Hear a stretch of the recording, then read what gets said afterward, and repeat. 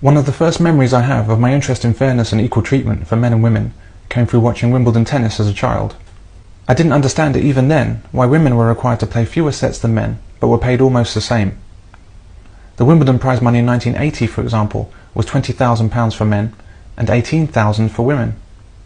That means women received 90% of the pay of men. And in 2001, the men's prize was £500,000 and the women's £462,000. That's 92%. But women play only 2/3 of the number of sets that men play. So I didn't understand why their prize money was so similar to men's. Surely men should be paid a full third more than women to reflect their full third of greater court time. And if time on court isn't relevant to pay received, and it's about the value players deliver to broadcasters and spectators, as Venus Williams has said, then why must men play more tennis for the same reward? Why not all play the same? In 2007, Wimbledon decided to pay men and women equally, largely due to Venus Williams' complaint about women being treated as second class by receiving less prize money. But that's obviously not true, because she left out the most significant point of all, the point that seems to have been entirely ignored. Women actually received more money than men per game played. By only playing 2/3, 66% of the tennis that men played, yet receiving 90% of the prize money earned by men, women had already been receiving a far higher rate of pay than men in professional tennis. So what Venus Williams was actually arguing for was even more money for women compared to men. She wanted an actual increase in the pay disparity women already enjoyed over men. Not fairness, not equality, just more for women. Williams said that women players would be happy to play 5 sets in Grand Slam tournaments. That may be true, but there have been no complaints from her to make Wimbledon change the rules so that women play the same number of sets as men. Her only demand was for more prize money whilst continuing to do less work. So equal prize money at Wimbledon doesn't represent equal pay at all. It represents a pay rise for women who already earn more than the men. Prize money in 2012 was 1.1 million, with men required to play a minimum of 21 sets to win the prize, whereas women were only required to play 14 sets to win the same amount. As it played out in 2012, Roger Federer played 26 sets to win Wimbledon. In contrast, Serena Williams played just 17 sets. This means that Federer received £44,000 per set, whereas Williams received £67,000. That's a £23,000 pay advantage for women per set, a more than 50% higher rate of pay. And this is called equality by Venus Williams, and everyone else it seems. So we see that in the past, Wimbledon paid female players 90% of the money that men received, whilst playing only 66% of the tennis that men played. However, since the introduction of equality at Wimbledon, women now receive 100% of the prize money as men, while still playing only 66% of the tennis. For example, in 2001, the men's winner, Goran Ivanisevic, played 28 sets to win. The women's winner, Venus Williams, only played 16 sets. So poor old Ivanisevic received £17,000 per set, and good old Venus received a much healthier £28,000 per set. And then Williams went on the warpath, complaining that Wimbledon devalued the principle of meritocracy by not paying women even more by equalising the prize money awarded.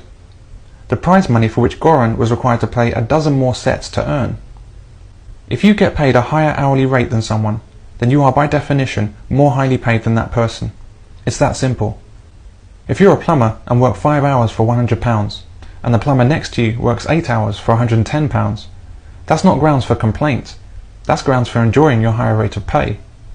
If you were fortunate enough to work part-time hours and receive almost full-time pay, would it occur to you to demand more money?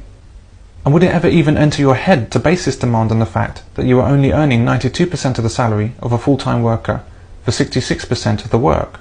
Wouldn't you actually expect the full-timer to be the one complaining?